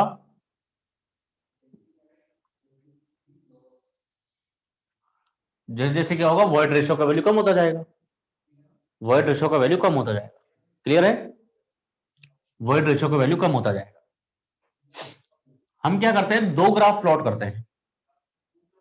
एक प्लॉट करते हैं ई सिग्मा बार कर्व, और एक हम ड्रॉ करते हैं ई लॉग सिग्मा बार कर्व। दोनों कर्व प्लॉट कर लो एक बार, तो वो भी ऐसा ही होगा, ई लॉग सिग्मा बार। ये कर्व भी इस तरह से होगा। मतलब जैसे जैसे इफेक्टिव स्ट्रेस का वैल्यू बढ़ता है, वैसे वैसे वॉइड रेशियो का वैल्यू कम होता जाता है। एक जगह पे आके ये अपनी शेप चेंज करता है लगभग। ये जो कर्व है, एक जगह पे आके अपनी शेप चेंज करता है, तो जहां पे शेप चेंज करता है वो कॉरेस्पॉन्डिंग स्ट्रेस की वैल्यू कहलाती है pre consolidation stress sigma c bar. यहां भी और यहां भी उसको सिग्मा सी बार लिखेंगे, जहां पे वो अपनी शेप चेंज करेगा कर्व उसको भी सिग्मा सी बार लिखेंगे। ये जो सिग्मा सी बार है, सिग्मा सी बार का मतलब होता है प्री कंसोलिडेशन स्ट्रेस। इसका मतलब बताऊंगा मैं क्या है, प्री कंसोलिडेशन स्ट्रेस। ठीक है, हमने क्या किया, हमने क्या किया, जैसे ये, इसको मैं नाम दे देता हूं, इस पॉइंट को ए, इस पॉइंट को मैं नाम दे देता हूं ए, इस पॉइंट को मैं नाम दे देता हूं बी, इस पॉइंट को मैं नाम दे देता हूं सी, इस पॉइंट को मैं नाम दे देता हूं सी। अब हमने क्या किया, इफेक्टिव स्ट्रेस का वैल्यू बढ़ाते बढ़ाते बढ़ाते बढ़ाते यहां तक आ गए। ठीक है, यहां तक आ गए। इस कॉरेस्पॉन्डिंग इफेक्टिव स्ट्रेस पे वॉइड रेशियो का वैल्यू कितना है, इतना है। वॉइड रेशियो का वैल्यू निकाल लेंगे हम, कैलकुलेट ग्राफ प्लॉट करने के बाद आपको पता चल जाएगा। सपोज करिए तुम लोड बढ़ाते बढ़ाते यहां पे कितने पे आ गए, 1000 पे आ गए, 1000 kilo newton per metre square. और इस 1000 kilo newton per metre square पे ई का वैल्यू 0.5 था। जब इनिशियल जीरो स्ट्रेस लग रहा था, इनिशियल जीरो जब स्ट्रेस लग रहा था, इनिशियल जीरो स्ट्रेस लग रहा था जब, तो जीरो स्ट्रेस पे वैल्यू मान लेते हैं 0.7, 0.7 था। जब मैं इस सी पे आने के बाद, मतलब इस 1000 kilo newton per metre square का लोड लगाने के बाद, इसके बाद जब मैं जीरो करूंगा तो ये वैल्यू 0.7 पे नहीं होगा, वॉइड रेशियो का वैल्यू 0.7 पे नहीं पहुंचेगा, नहीं पहुंचेगा ना।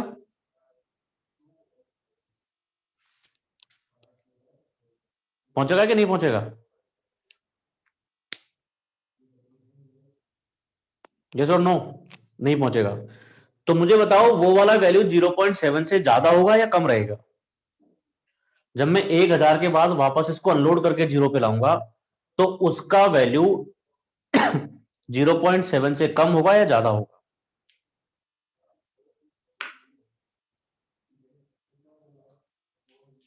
ज्यादा होगा कि कम होगा।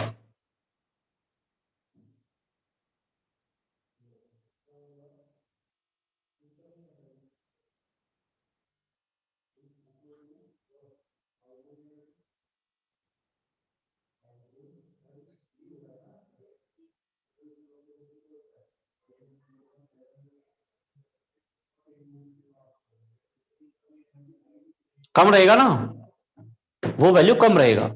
तो जब मैं यहां से अनलोड करूंगा तो ये इस तरह से कुछ बढ़ता जाएगा, इस तरह से वोल्ट रेशो बढ़ता जाएगा ना। पहले तो 1000 पे 0.5 है, अगर मैं 1000 से 400 करूंगा तो वैल्यू 0.5 से कम होगी क्या ज्यादा होगी, ज्यादा होगी। मान लेते हैं कि इस वाले केस में 0.5 ये 0.6 हो जाए या 0.55 हो जाए, फिर 400 से 200 पे लाऊंगा तब जीरो वैल्यू 0.53 हो जाए, जीरो पे लाऊंगा यहां से तो पॉइंट जीरो पॉइंट सॉरी यहाँ पे 0.6 मान लो, यहाँ पे 0.55 मान लो, यहाँ पे 0.53 मान लो, इस तरह से वैल्यू जा सकती है। तो ये लेकिन वैल्यू इसको टच नहीं करेगी, इससे वैल्यू कम रहेगी। इस कर्व को बोलते हैं अनलोडिंग कर्व,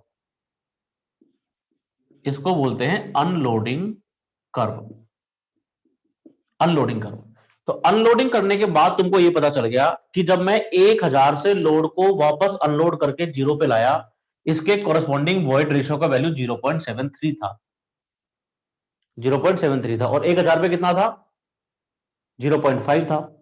अब अनलोड करने के बाद जीरो कर दिया, अब जीरो के बाद में अगर उसको वापस लोड करूंगा, जीरो के बाद जब स्ट्रेस की वैल्यू बढ़ाते जाओगे तो इससे कम होती जाएगी क्या वैल्यू,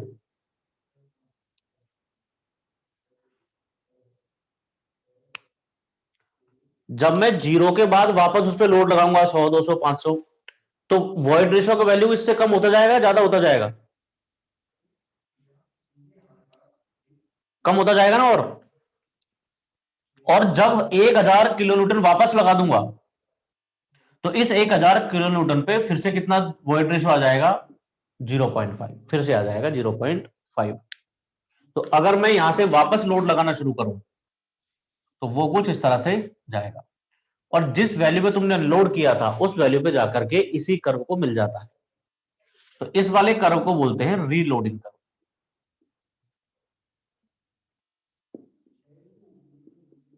इसको बोलते हैं रीलोडिंग कर्व। क्लियर? इसी तरह से यहां पे भी कर सकते हैं हम। यहां पे अनलोडिंग किया और वापस से रीलोडिंग कर दिया। रीलोडिंग कर्व को रिकम्प्रेशन कर्व भी बोलते हैं। रीलोडिंग कर्व को रिकम्प्रेशन कर्व भी बोलते हैं। गॉट इट और नॉट?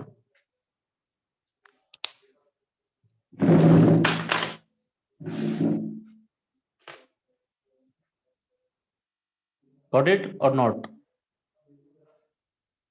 Got it? तो डायग्राम बना लो।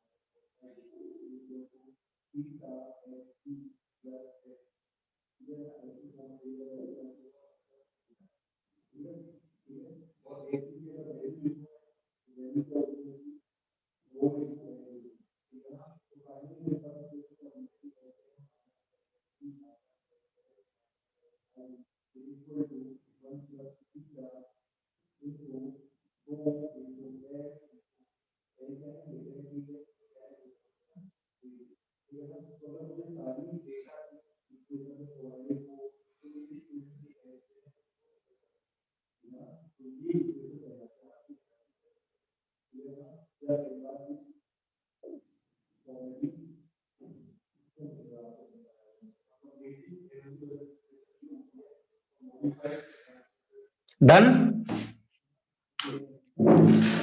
डन ना? ये वाला जो कर्व होता है, ये जो स्ट्रेट लाइन वाला पोर्शन है, स्ट्रेट लाइन वाला पोर्शन कहलाता है, इसको यहां मिला देना है ना, इसको पूरा मिला देना यहां पे। ये स्ट्रेट लाइन वाला पार्ट कहलाता है एनसी सॉइल कर्व। ये एनसी सॉइल के लिए, ये ओसी सॉइल के लिए, मतलब ये वाला पोर्शन, ए बी वाला जो पोर्शन है, इधर लिख देता हूं मैं, जो ए बी वाला पोर्शन है, वो ए बी वाला पोर्शन तो है ओसी सॉइल के लिए। ओसी का मतलब होता है ओवर कंसोलिडेटेड, वही बताऊंगा मैं क्या है ये, ओवर कंसोलिडेटेड सॉइल। और जो बी सी वाला पोर्शन है स्ट्रेट लाइन, वो है एनसी सॉइल के लिए। एनसी सॉइल को बोलते हैं नॉर्मली कंसोलिडेटेड। किसने नाम सुना है क्या? Normally consolidated, normally consolidated. तो स्ट्रेट लाइन वाला जो पोर्शन है वो एनसी सॉइल का है, और जो कर्व्ड वाला पोर्शन है वो ओसी सॉइल का है।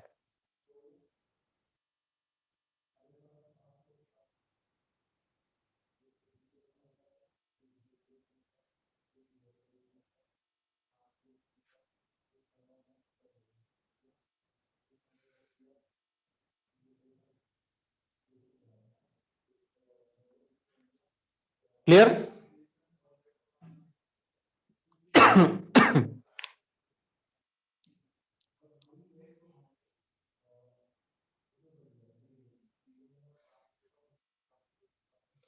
अभी हम ये समझेंगे कि ओसी सॉइल क्या है, एनसी सॉइल क्या है।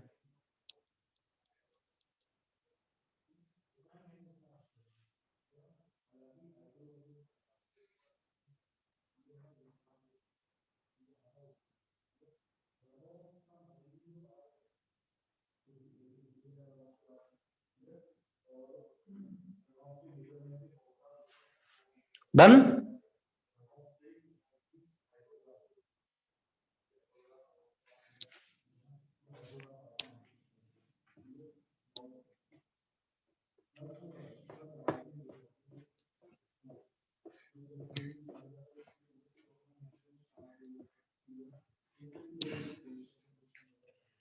एक स्टेटमेंट लिखेंगे,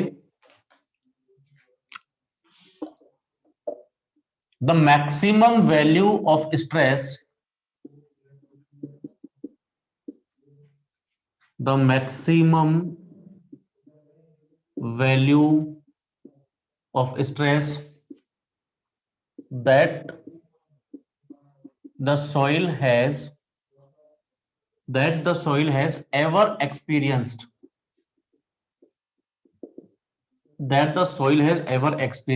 is called pre consolidation stress, या प्री कंसोलिडेटेड भी बोलते हैं इसको, प्री कंसोलिडेटेड स्ट्रेस। मतलब जिस सॉइल ने अपनी जिंदगी में अभी तक जितनी मैक्सिमम स्ट्रेस ली है नेचुरली, तुम जहां कहीं से भी सॉइल लेके आए, उस सॉइल ने मैक्सिमम वैल्यू जो ली है अभी तक स्ट्रेस की, वो वैल्यू कहलाती है सिग्मा सी बार। और इस सिग्मा सी बार का पता हम कैसे लगाते हैं? हम कर्व प्लॉट करते हैं, जिस पॉइंट पे अपनी शेप चेंज करता है उसके कॉरेस्पॉन्डिंग स्ट्रेस का वैल्यू कहलाता है सिग्मा सी बार। क्लियर है यहां तक की स्थिति?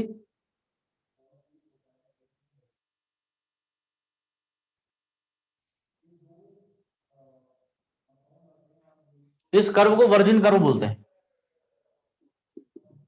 इस कर्व को वर्जिन कर्व बोलते हैं।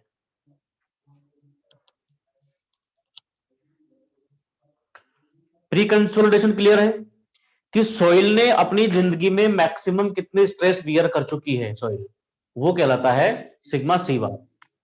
अगर अगर तुमने जो स्ट्रेस सॉइल के ऊपर लगाई है वो उसने अभी तक नहीं ली कभी भी जिंदगी में, मतलब जो अप्लाइड स्ट्रेस का वैल्यू है वो सिग्मा सी बार से ज्यादा है, जब तो उसको कहेंगे एनसी सॉइल।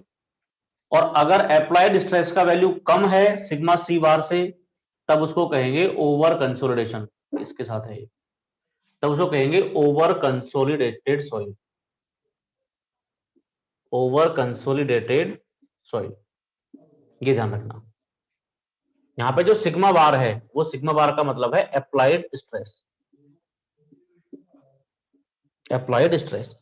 अगर अप्लाइड स्ट्रेस का वैल्यू, अगर अप्लाइड स्ट्रेस का वैल्यू सिग्मा सी बार से ज्यादा है या बराबर है जब तो एनसी सॉइल है, और अप्लाइड स्ट्रेस का वैल्यू जितना सॉइल ने पहले कभी लिया था उससे भी कम लग रहा है अभी, तो वो सॉइल है ओवर कंसोलिडेटेड सॉइल। तो मुझे ये बात बताओ कि रिकंप्रेशन वाली जो स्टेज होती है, उस रिकंप्रेशन वाली स्टेज में सॉइल एनसी सॉइल होता है या ओसी सॉइल होता है? बताओ, रिकंप्रेशन वाली स्टेज में सॉइल एनसी सॉइल है या ओसी सॉइल? रिकंप्रेशन वाले केस में कौन बताएगा? जो मैंने रिकंप्रेशन कर्व बना रखा है उस वाले स्टेज के कॉरेस्पॉन्डिंग जो सॉइल होगा वो ओसी सॉइल होगा या एनसी सॉइल होगा? बताइए। ओसी सॉइल होगा। क्यों? क्योंकि हमने सॉइल को 1000 पे लोड किया था, तो मैक्सिमम स्ट्रेस वो 1000 ले चुका है, और हम वापस से जीरो से बढ़ाते बढ़ाते बढ़ाते बढ़ाते जब तक यहां तक लाएंगे जब तक तो किस में रहेगा वो, ओसी सॉइल होगा, जब तक तो वो ओसी सॉइल होगा। इसके बाद अगर आप 1000 के बाद 1200 का स्ट्रेस लगा दोगे, 1200 स्ट्रेस लगा दोगे यहां के बाद, तब जाकर के वो एनसी सॉइल हो जाएगा। Got it? तब जाकर के वो एनसी सॉइल हो जाएगा। समझ में आ गया ओसी सॉइल और एनसी सॉइल क्या है?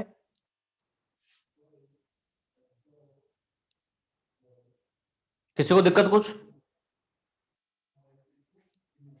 तो अगर तुम इस तरह से थोड़ा बहुत कोऑपरेट करोगे, जैसे मुझे कुछ चीजें कम लिखवानी पड़ी, तो जो मैं चाहता हूं वो पूरे का पूरा काम हमारा हो जाएगा, जो जितना हमारे पास गिवन टाइम है उसी में। काम की मतलब टाइम भी ज्यादा नहीं चाहिएगा हमको, और जो हमारे पास है वो सारी चीज डिलीवर कर दूंगा मैं, अगर तुम इस स्कीम में कोऑपरेट करोगे तो।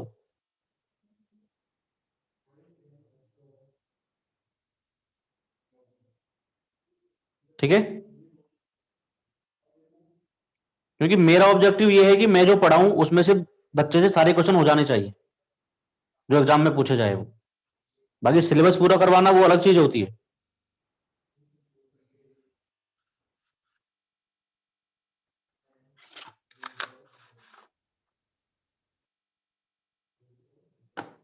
रामकृष्ण भारती नो किसके लिए?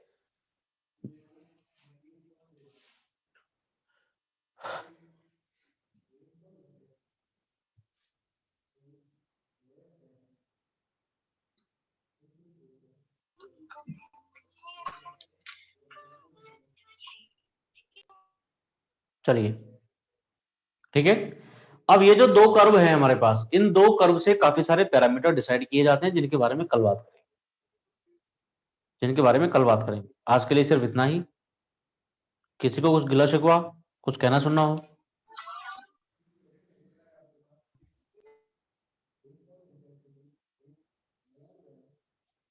हम्म।